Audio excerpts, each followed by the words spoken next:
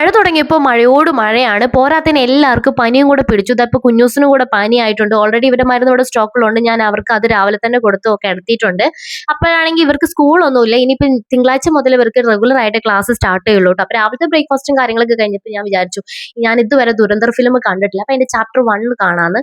അപ്പോൾ ചാപ്റ്റർ 1 ടിവിയിൽ വെച്ചിട്ട് ഞാൻ വേഗം ലഞ്ച് ഉണ്ടാക്കാനായിട്ട് കയറിയിട്ടോ. ഞാൻ ഈ ലഞ്ച് ഉണ്ടാക്കുന്നതും സിനിമ കാണുന്നതൊക്കെ ഒരുമിച്ചാണ്. അങ്ങനെ ഞാൻ പരിപ്പ് തക്കാളിയിട്ട് കറിയൊക്കെ വെച്ചു. പിന്നെ നമ്മുടെ കോവയ്ക്ക് ഇച്ചിരി ഇരിപ്പുണ്ടായിരുന്നേ. അപ്പോൾ അതെടുത്ത് ഞാൻ മെഴുക്കുവരട്ടി ഉണ്ടാക്കി. പിന്നെ മീനൊന്നും ഇറച്ചിയൊന്നും ഞാൻ വാങ്ങിയില്ല. അപ്പോൾ ഇച്ചിരി ഉണക്കമീൻ ഇവിടെ സ്റ്റോക്ക് ഉണ്ടായിരുന്നു. അപ്പോൾ അതൊക്കെ എടുത്ത് നന്നായിട്ട് കഴുകിയിട്ട് മഞ്ഞപ്പൊടിയും മുളക് പൊടിയൊക്കെ ഇട്ടിട്ട് വറക്കാനായിട്ട് വെച്ചു. പിന്നെ ഉച്ചത്തെ ലഞ്ച് കഴിച്ച് തീരുമ്പോൾ തന്നെ നമ്മുടെ ദുരന്ത ചാപ്റ്റർ 1 കംപ്ലീറ്റ് ആയിട്ടോ. അങ്ങനെ ദുരന്ത ചാപ്റ്റർ 2 കൂടെ ഇട്ടു. അപ്പോൾ അതിന്റെ ഇടയിൽ ഞാൻ കുറച്ച് ബുക്കൊക്കെ പൊതിയാനുണ്ടായിരുന്നു പിള്ളേരുടെ. അപ്പോൾ അത് പൊതിയാനായിട്ട് ഇരുന്നു. പിള്ളേർക്ക് വേഗം ഭക്ഷണമൊക്കെ കൊടുത്തിട്ടാണ് കേട്ടോ എൻ്റെ കൂടെ ഇരുത്തിയത്. അങ്ങനെ ബുക്ക് പൊതിയുന്ന സമയത്തുണ്ടല്ലോ എനിക്ക് പെട്ടെന്ന് അച്ഛനമ്മേനൊക്കെ ഓർമ്മ വന്നു. പണ്ടൊക്കെ അമ്മ ബുക്ക് പൊതിയുന്ന സമയത്ത് സ്റ്റാപ്ലെയർ ഒക്കെ കൊണ്ട് അമ്മയുടെ കൈയൊക്കെ കീറുമായിരുന്നു, ബ്ലഡ് ഒക്കെ വരുമായിരുന്നു. അതൊക്കെ പെട്ടെന്ന് ഓർമ്മ വന്നേ. ശരിക്കും പറഞ്ഞാൽ ഇത് എളുപ്പമുള്ള പണിയൊന്നും അല്ല കേട്ടോ. നല്ല ക്ഷമ വേണം അതൊക്കെ ഒന്ന് പൊതിഞ്ഞ് വൃത്തിയാക്കി എടുക്കാനായിട്ട്. കുഞ്ഞൂസിന്റെ മൊത്തം പൊതിഞ്ഞ് കഴിഞ്ഞും കുട്ടുവിന്റെ കൂടെ ഉള്ളൂ. അപ്പൊ എന്തായാലും അത് നാളെ ആവട്ടെ. അപ്പൊ ഇന്നത്തെ വീഡിയോത്തിലുള്ള tata bye bye, see U.